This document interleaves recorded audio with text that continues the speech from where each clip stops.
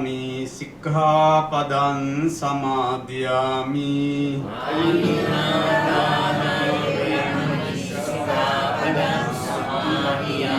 Kamesu miccācara veramani sikkhapadam samadhyami. Kamesu miccācara veramani sikkhapadam samadhyami.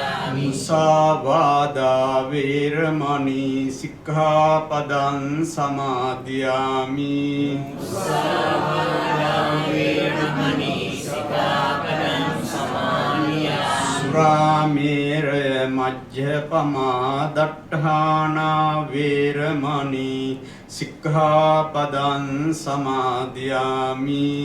Suramēraya majjapamā daṭṭhāna veramani sikkhapadam samadhyami. Samantā cakkavālesu atrā gacchantu devatā saddhammam munirājassa sunantu sagga mukkadam dhammasavana kālu ayam bhadantā dhammasavana kālu ayam bhadantā dhammasavana kālu ayam bhadantā.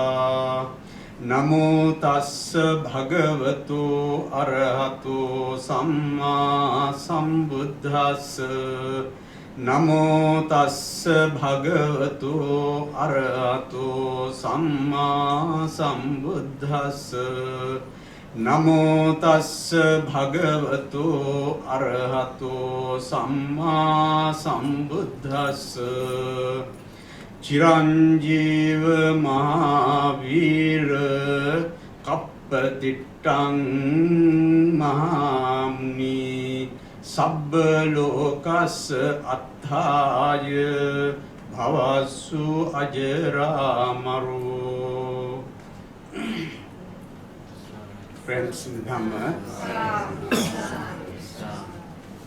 I just recited Chiranjeeva Mahavira Kappantitta Mahamuni Sabba Lokasa Atthaya Bhavasu Ajaramaru. This was by a lady, a mother of a Buddha and an Arahant and a leader of a wonderful movement uttered in praise of the Lord Buddha. Chiranjeeva Mahavira, hero, may you live long. Kappantitta Mahamuni, a greatest saint. You may live years, period of many years. Sabba lokasa atthaya, for the good of many. Bhavasu ajaramaru, may you live eternally. She knows that it is not something to be wished, but may you live eternally for the good of many. That was by a lady in praise of the Buddha for the things that he has done in the name of human form. We talk about everywhere today, the liberation movement, equal rights, equal opportunity in day-to-day life, in the society, at the workplace, everywhere. Now we are still, even after 2,563 years ago, with the talk about the equality, but today still, everywhere, so-called advanced society, people are struggling. And I mean to say people, the ladies, the women folk are struggling to be stand on equal footing, to have the equal footing like the men in the society. We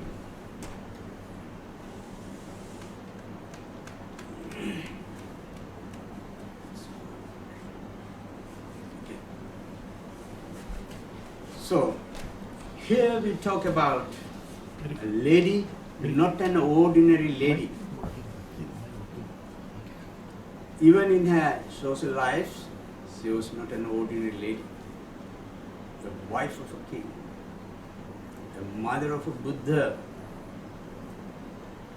and leader of a society, a leader of a movement, and one of the best organizations on the planet. Still was fighting for the rights, for the equal.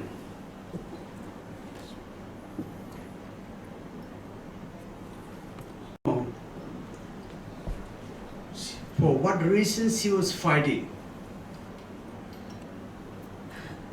For what reasons she was fighting? In what capacity she was fighting?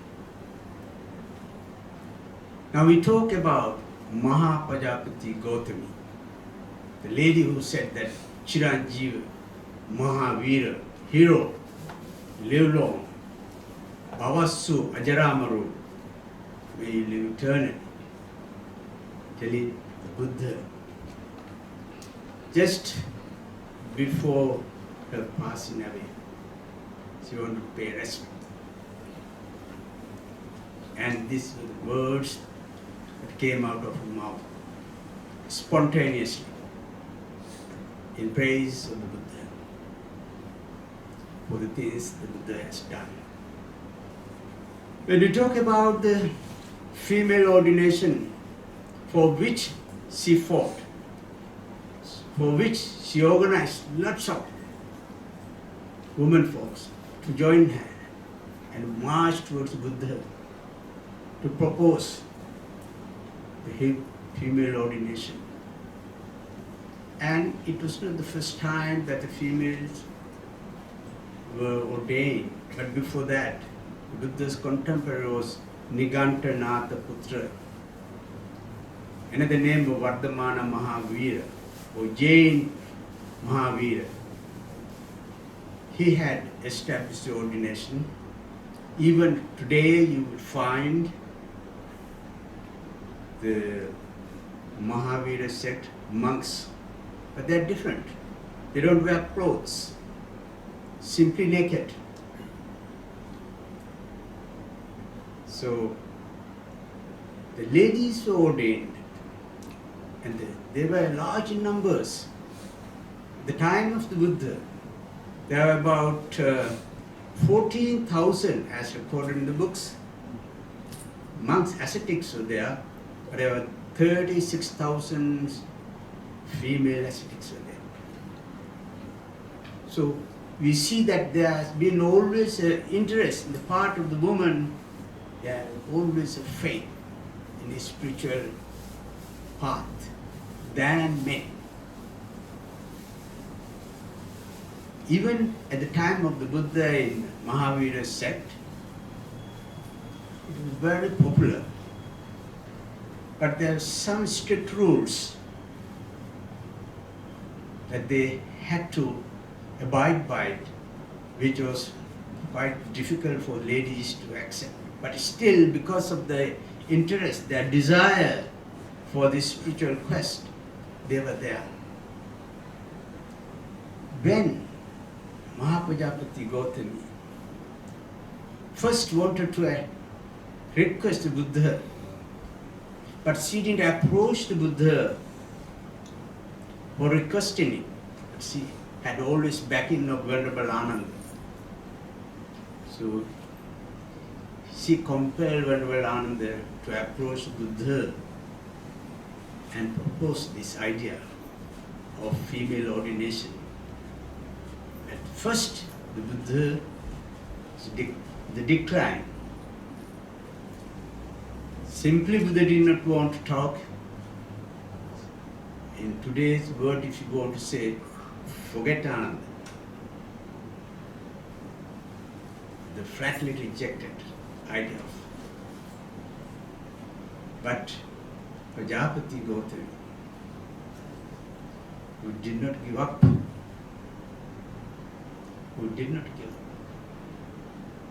So he was always organizing with the support of others. And at that time, Buddha's relatives, Sakyas, they had a kind of war because of Rohini Ganga. At that time, Buddha approached and settled the matter.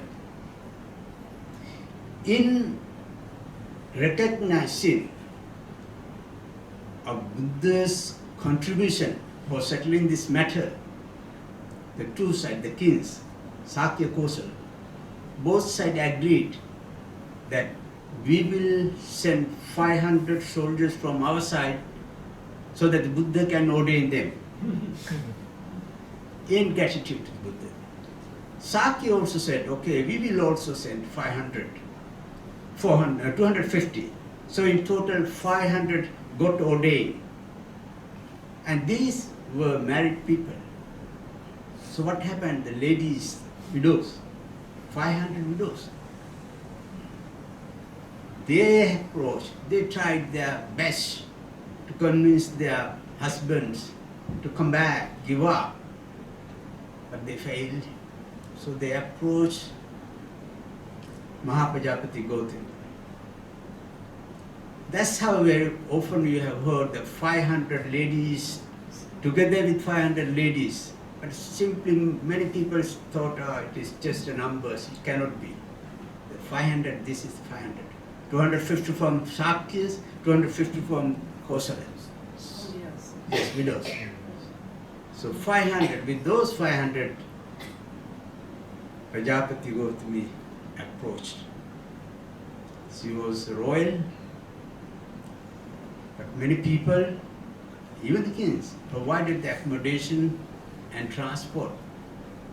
She simply declined. We marched, courage, determination. We marched,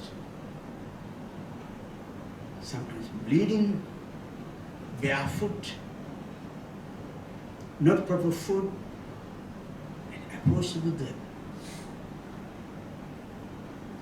And they were just like rounded up with us.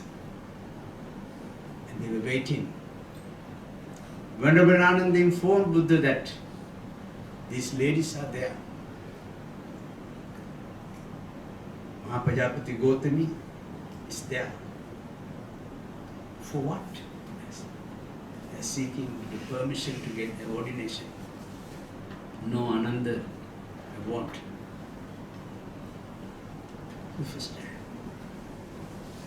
But Venerable Ananda insisted again and again.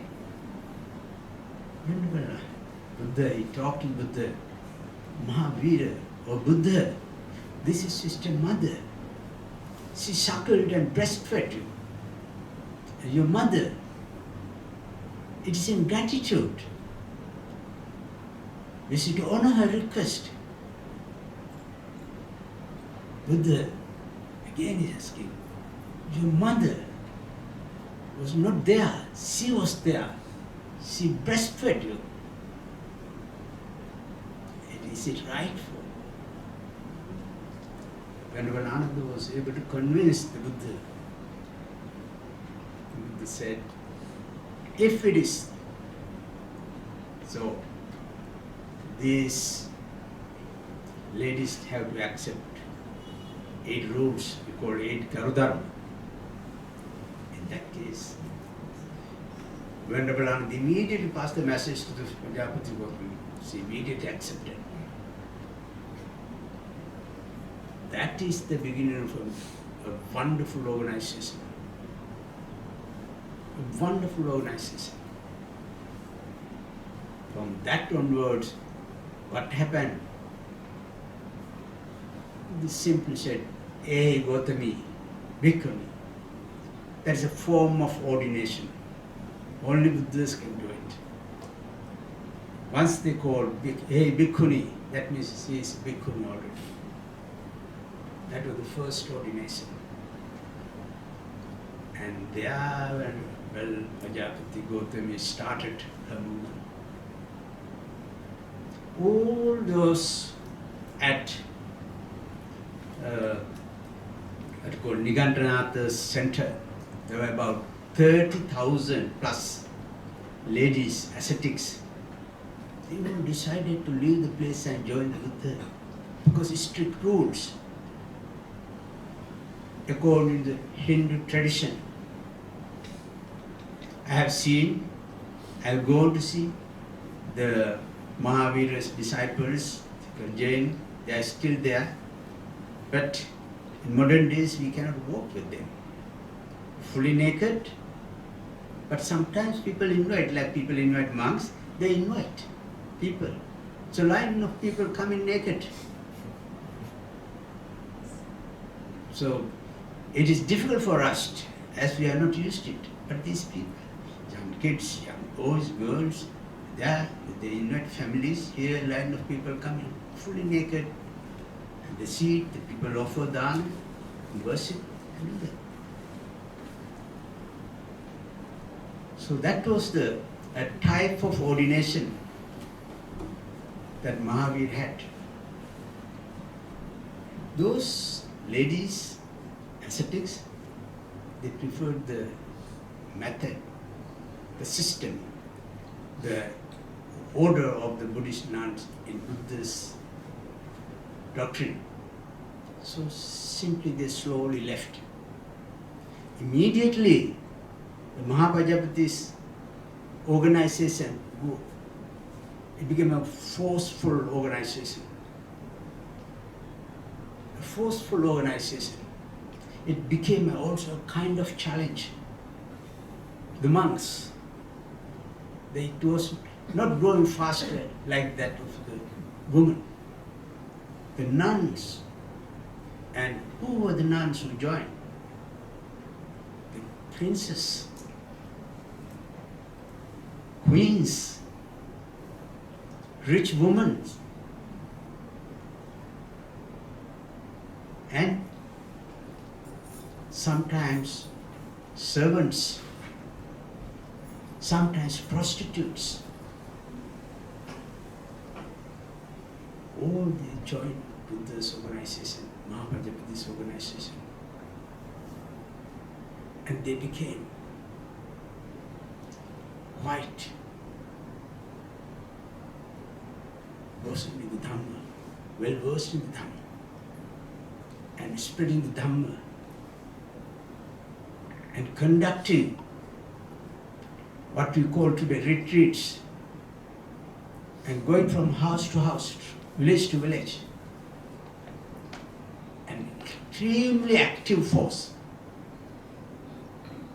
But it didn't have a good beginning.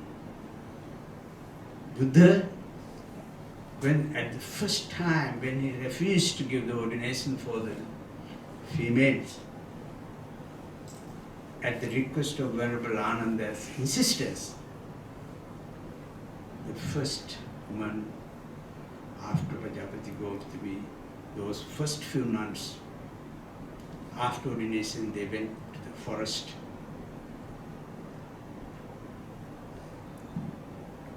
Those who went to the forest, they were raped.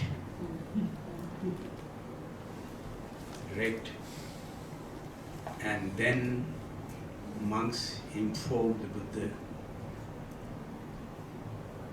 They said, and there's another rule, they said, nuns cannot live far away from the monks. They must live in the vicinity of monks. They must come very often and consult them, get advice.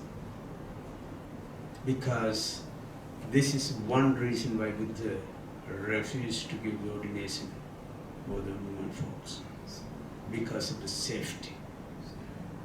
It is not that because Buddha did not want to give equal rights.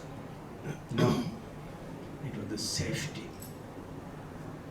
And then, what happened later? The leadership, some of them who came from different backgrounds, without any training, and they have their own way. Sometimes it is reported that some nuns have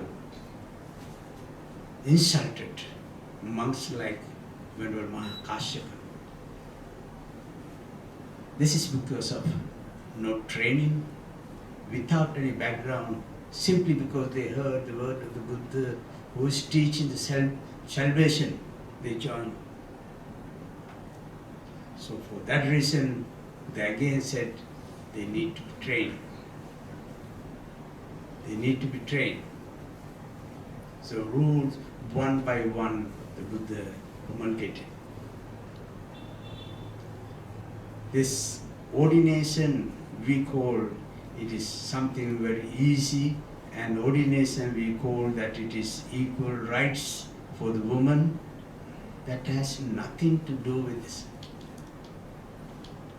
Why? Because at the time when Mahapajapati Gautami was fighting for permission for the ordination of women, the society at the time was a very bit different society. Completely different society of today. Women were not given proper due place. They were considered as subhuman. They were considered subhuman.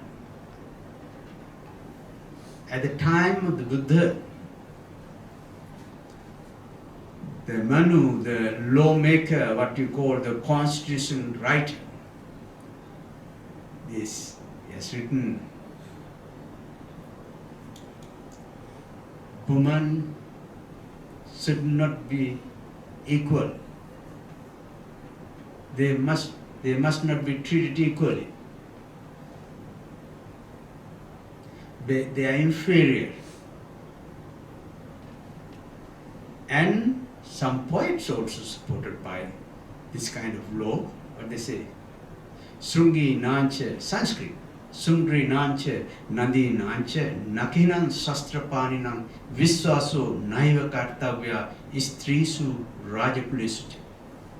Srungi Nancha, Nadi Nancha, those who carry weapons, and also the rivers, Rajapulisucha, royal families, Istrisu, the woman. Never trust those who carry weapons. Nakina Sastrapana, and also those who have long nails like animals. And royal families. Then Istrisu, woman, don't trust. So that was the society at the time of the Buddha. Yauvanam, Darshana. That means even the sight of a woman brings you misfortune. That was yes, it's terrible. That was the poets they wrote. Right? Even if you have a touch of a woman, that you will just be sick. Those are the poets they have written. So there's a strong movement against the women folk. That's the time. How you can expect Buddha to ordain you and put them in the same equal footing?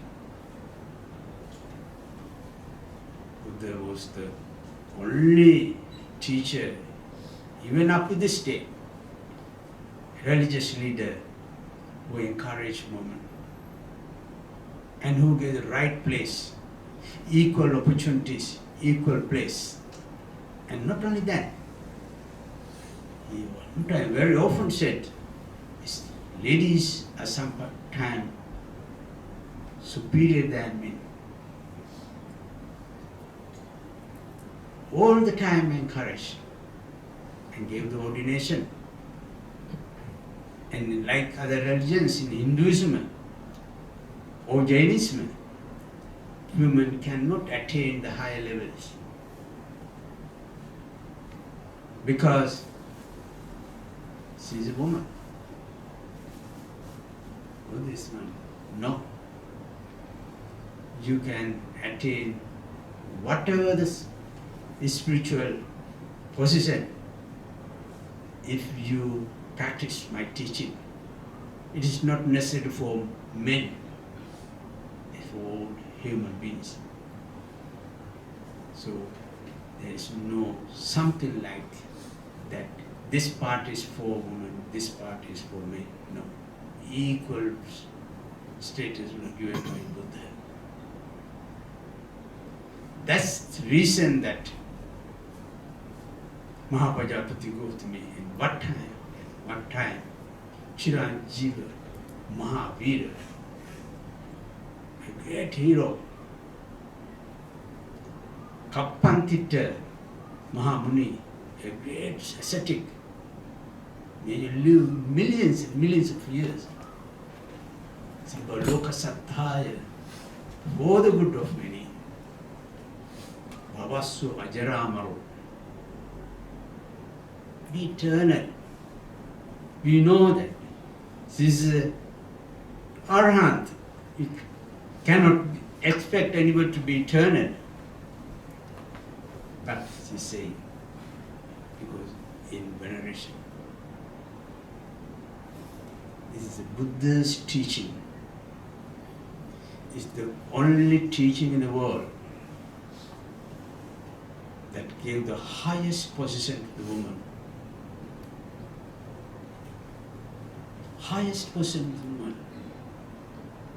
Even today, in so-called developed countries, women are fighting for equal rights, equal payment.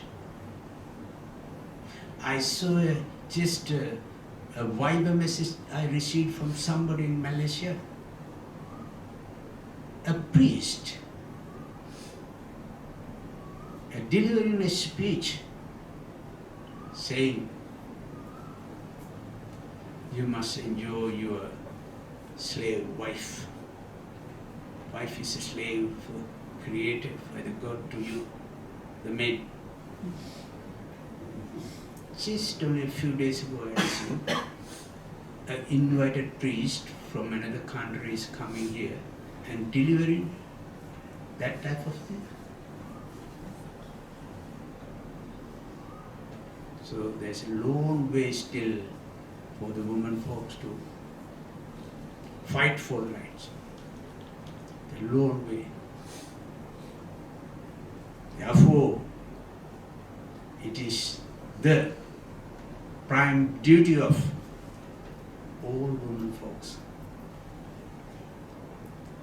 to work, organize better way to win your rights. And your rights mean, as Buddhists, you have to be very proud because you are equal. But if you go to another society, sometimes you will not get the proper recognition, due respect, all, etc.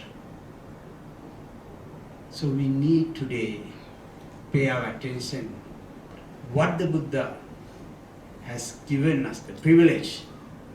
That privilege we must propagate, educate other peoples, what Buddha has done for the woman.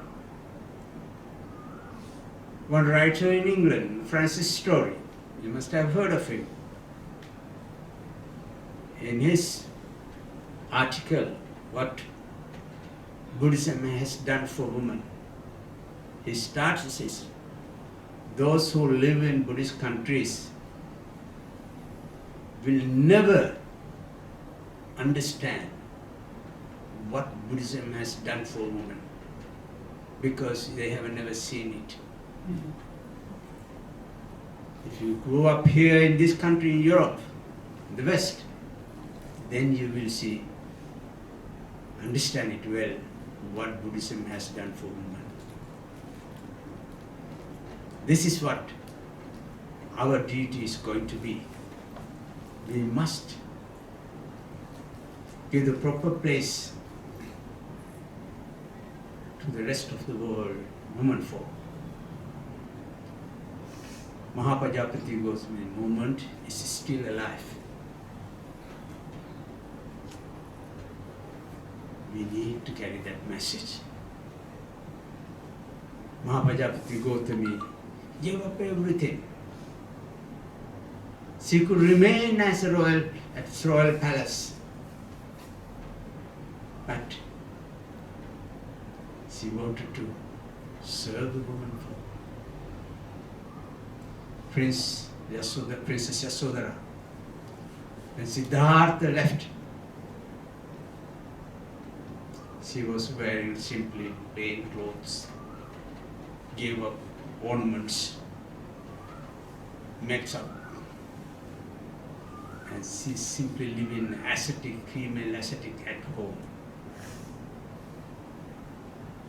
She was following her husband's footpath. When Prince Siddhartha went to the forest, simply wearing a cloak and sleeping under a tree,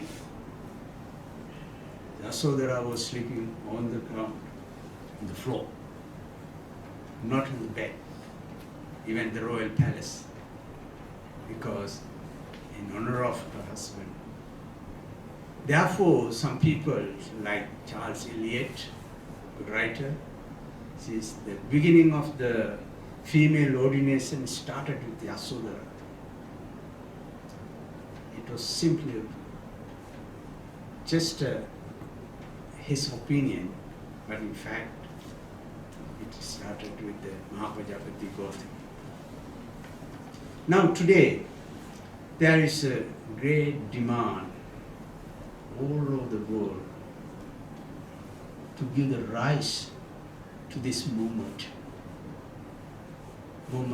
of Pajapati Gautami. And now it is becoming more and more popular, not in Europe, but in Europe and in the West. And it also becoming slowly a kind of women's rights movement, which is wrong. Women in America and Europe, they are fighting for different equality. But this cannot be compared. Sometimes, especially in American women's liberation movements, they say that Buddha was not given proper place to the woman because of this 8 rules that he wanted female nuns, Bhikkhunis to follow. It is not a kind of embarrassing rules. It's something that will make you more and more simple and humble. Mahapajapati Gautami followed it throughout her life. And all other saintly Bhikkhunis, they followed it.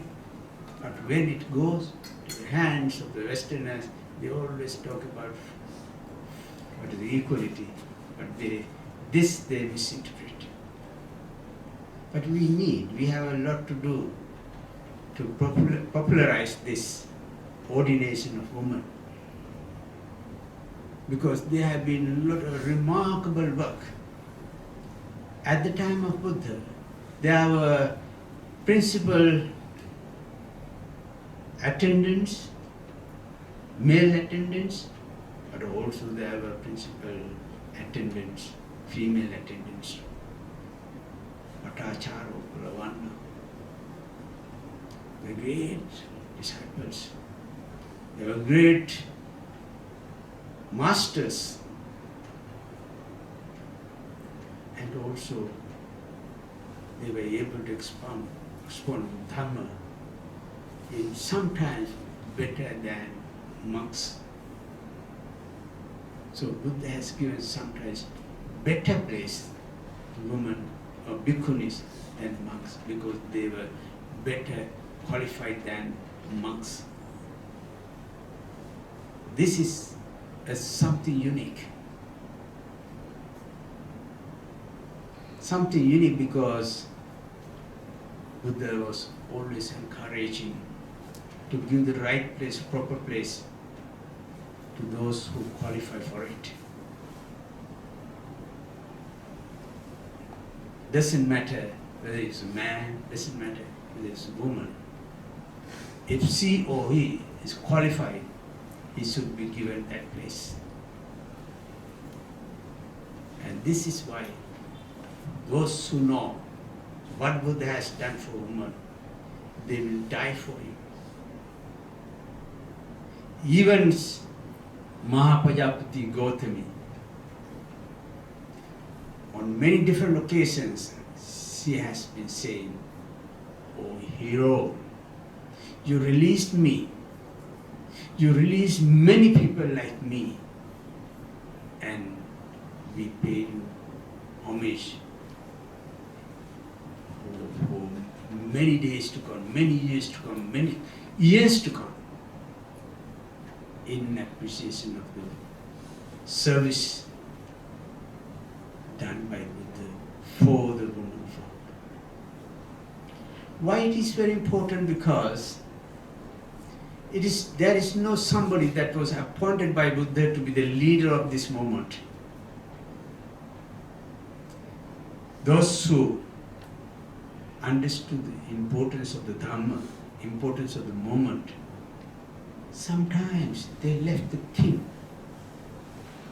Queens, they have left king and became nuns. Some wealthy woman, they left the family and became nuns. Sometimes a lady who had only single child, they left the child with their relatives and they became nuns. So they have been very encouraging. And the sacrifice done by the woman, say, Bhikkhunis, we don't see even among monks. You don't see. Monks, they were doing a good job, but until this day, the sacrifice done by woman, if it had not been due to the sacrifice of the woman, we won't see a Buddhism today what we see today. Because it is always the leadership of the woman has protected Buddhism and brought from generation to generation. Therefore, it is very important that women folks must take leadership today. Leadership in the sense we need to walk together with monks. But ladies lag behind due to certain difficulties, certain barriers. But we have to overcome all barriers and move forward. In the name of the Buddhas, in the name of the Buddha's teaching, for propagating this noble message across the globe, we do need the full participation of the women folks. If it doesn't happen, then the future of Buddhism will be bleak. Now it is time for us to think and organize and move forward. Why I say this? Because when the leadership is taken by the woman, they will never give it up. They will never give it up. Of course, monks have sacrificed, they have done a remarkable job safeguarding the Buddhist teaching and bringing it up to this today. But there is always force behind the nuns and women. If you go to a retreat today, you will see 75% of the participants are women. Eh? If you go to the kitchen, you will see only 2% of men. The basic prerequisites provided by the woman. And for this reason, we do need to encourage. Now, if you go to the world, I have seen in many different countries, now Buddhist temples are coming up, many different Buddhist temples. Wherever the Buddhist immigrant populations, especially in the US and Europe. And recently I was asked to write an article about the Buddhism in America, which I have given. You might see it soon in a publication. And we estimate there may be about 13 to 14 million Buddhists in America. Actually, they are not taking part in Buddhist activities, but in terms of when you see that there is a participation. They don't go to church, they read, occasionally they go to a monastery or practice. But as like in Christianity, we don't ask them to baptize and we don't write or register. That we have a number of Buddhists, a growing population. And among them also, women are more. So we need to encourage them. If you want to see a prosperous, a successful organization of women, we do need to encourage them and organize. Without that, our movement will be very weak. If our Buddhist propagation is not taking the way it has taken a few years ago, if it goes, it's okay. Here there's a talks, we organize Dhamma talks, we organize retreat here and there. It's not enough. What Mahapajapati Gautami wanted was to get a force that will take the Buddha's teaching to new generation for many years and eternal in the world. For that we need the ladies to take the leadership. How we take this leadership? How we take this leadership? It is the question. Now it is taking a quite different turn. People, they want to be good Buddhist. They want to organize activities, retreats, trips to religious places. But basic important thing is forgotten. Especially in Chinese Buddhist community, we want to say that we see many singles. They don't want to produce children. And Chinese community belongs to a dying race. 10 years ago when I came, the population of Chinese population here some nearly 30 or something. Now it's slowly going below the 20s. The decline of the Chinese population is a decline of the Buddhist population.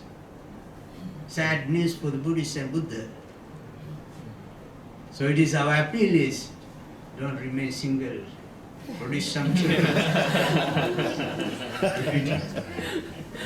If you don't want children, produce children, give to the temple. Yes, we are always ready to accept them and raise them. Because we need monks and nuns. We need monks and nuns. So you take this leadership. If you don't take this leadership, then it's a sad news for all Buddhists. I've been telling this all the time, that produce children. Give them to the temple if you don't want. I remember it's difficult. In the sense, when I was 13, when I left my home to become a monk, Samaneri, I was one of the 8 in the families. And the day when I left, according to the Sri Lankan tradition, we prepared a milk rice and small party at home. And my father is going to take me. And I'm just at the time of leaving my house. All my brothers and sisters were there. Here, my mother, like a bomb. Oh, crying, hug me, grab me and say, that's 7 more children. But still, she feels them. It's a hard thing. But to be a mother of a Buddha Putra is the greatest thing. To be a mother of a Buddha Putra, you can say that I have become a monk or nun, but I have produced a child who I have given to the Buddha.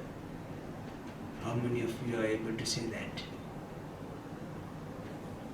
It's not an easy thing. I remember a Vietnamese Buddhist lady, she invited me for a Dhamma talk from Toronto. She took me to Vietnam. Yes. And very wealthy lady. And after the Anna, I was giving Dhamma talk and the 4 children were sitting. I told her in the presence of so many people, Madam, you're so fortunate. You are blessed with everything, material wealth, and also you are blessed with the children, 4 nice children. Putta vattu manusana. Children, it's a wealth for the parents. So, why don't you give one son to the Buddha? She says, no, Bhante, please. I asked her why. No. I just want to know what is. I don't want to see my child be miserable. It's not an easy life, but once you get used to it, it's a peaceful, joyful life. So my purpose of coming today is to give this message. Rather than in the Dhamma talk, I wanted to give this message to ask you. Either you join or produce children and give them to the Buddha. And make it a powerful movement. Right? It's a nice thing if you can do it. It's a nice thing. So Bhante, just to clarify, your message is okay, for women who are still able to produce, number 1. Number 2, join the movement. Yes. That's also another route, right? Yes. Join a nunnery. We, for that, because we see that Malaysia needs monks and nuns. Malaysian is monks and nuns. And I know that Brother Eric called me when I was in India, and they can you give 2 talks, 21 and 28. I said, I'll see. When I came here, I told him that I cannot say no to you, but I give you only one. Because I'm also busy. And we have opened another. That is a Madurai. Brother Eric is also organizer of our Bodhidharma Society. And we try to encourage women to join. We will provide them with free education, free training. And we give the priority to those who have produced children. So that is one qualification. Then we will ask them to, we will open other centers so that these nuns can take care of. If they take the leadership, Buddhism will definitely flourish. I tell you, if these methods are followed, you won't believe, but I tell you, Buddhism will slowly become the major religion of Malaysia. I bet you. Now it is in your hand. It's not something difficult. It is the will. If you have a will, that's the way. In the name of the Buddha, in the name of the Buddha's teaching, we have inherited wonderful tradition. There's no match with this teaching. So everybody in the world, they always have enormous respect for Buddha. Those who are not Buddhist, even they sometimes they keep somewhere a statue of Buddha, a picture of the Buddha. Like Prime Minister Nehru in India, at his office was decorated with pictures of the Buddhas up and down and here and there. And one Prime Minister, visiting Prime Minister, questioned him, "Oh, Prime Minister Nehru, what is this? Only Buddha's pictures are there in this. Not even in your wife's picture. How come, what's this?" He said, "I am the Prime Minister of India, over millions of people. Every Indian is a problem for me. So I am loaded with millions of problems in my head, very heavy. So each time when I am loaded with many problems, I simply open my eyes and look at the picture. When I see the picture of the Buddha, that gives me enormous peace." So many places, many leaders, even Prince Charles once said, "I do not want to disclose, but I am very much influenced by Buddha's teaching. But as a royal, I cannot disclose this fact because he loses his privileges." So this is the fact. So we have inherited all these talks and Dharma talk, retreats, all these things. We are doing these things in the name of for the service of the mankind. We have that opportunity. We have that ability. We need the commitment, dedication and devotion. Like Maha Gautami. All women must be proud of her. A symbol of courage, determination, commitment, devotion. A forceful organization. And you have inherited. You can say that Prajapati Gautami is a woman. After that, I invite you again and again, take part and do something to revive this Bhikkhuni order. And we need this, your support, your commitment, and give this message please to them. And let us make again and again the movement of Mahapajapati Gautami, a greatest movement on the planet. Only then we can save Buddhism in the future. And for that, women's leadership is important. King Dharmasoka had 2 children. Mahinda Sanghamitra sent to Sri Lanka. And some people, and even here, the richest man whose son went to the forest. Ananda son. Yes. Siripala. Even at the time of Buddha, some princes who lived a fancy life. It is said that even under the feet there were hairs because they have never stepped on the floor. So fancy life. But they left everything, they sat under the tree, meditated, but they say, Aho Sukham, Aho Sukham. What a peaceful, joyful life.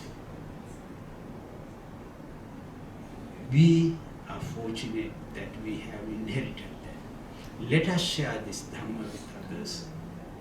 Let us give whatever the possible ways that we can to revive the Bhikkhuni ordination in Malaysia.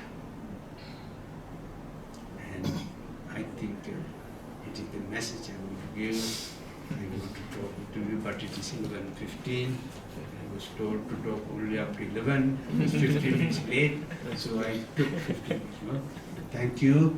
And whatever we said, it is a part of the Dhamma. We talk about the life of the greatest nun. We talk about the life of the other nuns who joined the order, who sacrificed their life, family life, wealth. They gave up everything for liberation of their samsaric journey, to be free from the slow samsaric journey and save mankind and others. And I want to end this talk with another, what you call that, Maha goes and say, "Oh hero, homage to you, save me from pain, and many other beings in the world, in the universe, from ever pain." That was the homage to the Buddha by the Maha Gautami, the greatest Bhikkhuni. May you all be well and happy. May your onward path be full of joy and happiness. May no harm come to you. May no misfortune come to you. May your day-to-day life be full of joy and happiness. May you have the wisdom and courage to serve yourself and serve the Dhamma today and tomorrow. Sukhi hotu.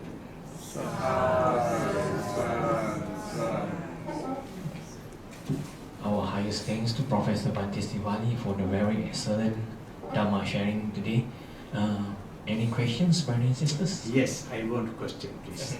I have a lot of questions actually. I got 8 questions, so I'm not sure how I'm going to go through all of it. Yeah, yes. Can I? Yes, yes, please. Okay, you are aware, Bhante, that in many retreats, and in fact it's also my observation that more than 2/3 of attendants in meditations and retreats and workshops, a lot are women, sometimes half to half, but a lot of times more. So in some of this meditation, we learn about body meditation. And in this body meditation, actually it creates a bit of, in my experience, when I do body meditation, it creates dispassion in me, in a lot of sexual things. It creates dispassion. I'm like, I'm not like a usual adult anymore. The way I think is a bit different. How would that help a person like me? Like if I were to go into the marriage route, and when I do this meditation, it creates this passion. Mm-hmm. So how do you manage this? So is that the only route we have to go is the nunhood? Because there's a lot of dispassion in me already on a lot of all these things. So and a lot of us attend meditation. We learn all these techniques. So I need to raise this. That's just one of the questions. Yes. Out Yes. of 7, out of 8. Sure. Now you see, there are so on those who attain the first stage, so on. So we call Sotapatti. Sotapatti, Satudagam, and Agam Arhat. These are the 4 stages. Those who have attained the first stage, Sotapatti, they live family life. They are married, they have children, Therefore, you should not let your passion to control your emotions. And it is important to understand that not to live a nun in a lay life. You have to be a nun or you have to be a woman. Living in a lay life, you don't try to live a life of a nun and the family. There is a conflict. Then it's difficult. Yes. Choose. You have to choose at one point. Yes. Bhante, another question. You mentioned it start off with 8 rules Yes. for the when Maha Prajapati Yes. started the association, Yes. and you have 300 over Vinaya rules today. It has evolved, right, from 8. Yeah. What is the first 8? First, there are 8 rules, but some are similar. Like first one is to even if you get ordained, if you are 100 years old, but you must worship a monk who get ordained today. It's not necessarily a kind of a discrimination, not at all. It is a way that will help you be more humble. And in many occasions, as I mentioned, sometimes when the ladies enter the ordination, there have been a kind of psychological problems. Psychological problems in the sense that did not want to follow the advice of the monks. Even at the time, it has not been necessary in the Buddhist team, but in others, always also like in Nigantanath Putra. So it is not necessary that the Buddha was considering the ladies inferior to men, not at all, not something like that. Maha Prajapati with Gautam followed it throughout life, and all others, it was quite helpful to her. So it is not kind of a discrimination, not at all. But the other rules are also something like that. You have to live close by the monks because to get advice from them from time to time. And also we have seen on different occasions, different times, different periods, when they were let alone, there have been kind of psychological problems. Their coexistence has been difficult. And so they always, sometimes even the nuns, they didn't want to consult nuns, but they were always looking for monks. So there were certain difficulties among themselves. Sometimes we cannot discuss in public also, there were certain things. And for that reason, certain rules were not very. The first major rule was that the woman must respect the monks. That's the one that's what these Westerners and Europeans, they said that it's kind of discrimination. No. From their point of view, discrimination according to their society there. Because the no salary equals salary or but here it's not. Bhante, I have another question. I'm sorry No, yes. Maha Prajapati started an association. It was very strong, and from what I'm hearing, they were very active back then. Very active. What is the shape of Bhikkhunis association today? And how are Bhikkhunis treated in different parts? Because I'm not hearing very positive stories in other parts of the world. Like in Thailand, I think it's not easy for them to have a Bhikkhuni order. So, there's the kind of things going on there. So, and some of us want to know more. What is happening all over the world? Is there a really encouraging situation right now for Bhikkhunis to even be there in the first place? I think it's quite encouraging news everywhere in the world because like the Burma, Thailand, they do not accept the Bhikkhuni order. Yes. But Sri Lanka definitely do accept, but not to government acceptance officially, because there is a pressure from other groups. But does that lead to mistreatment on some of these Bhikkhunis? No, not at all. There's no mistreatment at all. Okay. Not at all. In Sri Lanka, it is maybe in the books, but in Sri Lanka, monks are invited, nuns are invited, and they are equally treated. There's no at all whatsoever difference. But in Thailand, for example, the Bhikkhu order establishments does not accept the order, existence of Bhikkhuni order, because they said that lineage is broken. But in Sri Lanka, because China took the Bhikkhuni order from Sri Lanka, and the lineage is still there. Even today we believe that lineage is there. And then Sri Lanka got the Bhikkhuni order, ordination from China. And from Sri Lanka then they ordained some nuns from different countries. But there is a protest. There is always like Thailand. There is a Venerable Dhammadinna. I went there, I discussed with her. There's about 274 nuns and 72 centers. But she is not going public and criticize, or she, yes. And then even the monks have warned her, stay as you are, but don't come forward and try to popularize it. But she's a fighter. Because Buddha has clearly stated, I permit, anujanami bhikkhave, papajetum bhikkhuni. I permit monks to ordain and give high ordination to female devotee. It is clearly said. So in Sri Lanka it's very popular. Now more than monks, I think in Sri Lanka more nuns.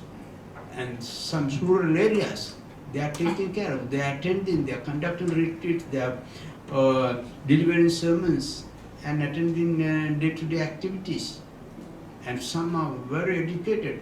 Head of the Department of Buddhist Studies in Sri Lanka, the prestigious university, was a nun. Yes, and lots of monks are learning from there. So, but Burma is different. Thailand is different. Burma is, of course, you are not allowed to wear the yellow robe, pink. But in Sri Lanka it's not. But in Nepal, it's the same thing. But in Thailand, they are wearing this robe. So there's a progress. I don't think that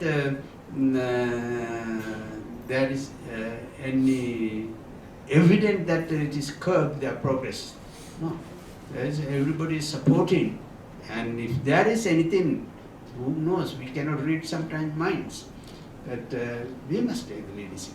Ladies must take the leadership because there are a lot to back you. That will be the great thing. Yes. Yeah. Yes. Any questions? Yes. Just a small one. Because in monkhood, we have an age that you have to ask parents' permission, 7 years and above. Then you don't need to ask your parents' permission to be a monk. Because does it apply to the nunneries also, the nuns also? They must have a certain age before they can come into the nunhood. Even at the time of Buddha, you see that one has to be 20 to get high ordination. And then if she becomes a nun even after 20 years, but she has to be at least minimum for 2 years training. Simply because one can walk into the temple, people cannot, they will not be able to get ordination. No, that's training period. Yes. Okay, brothers and sisters, any more questions? One, I'm going to ask. Yes, yes.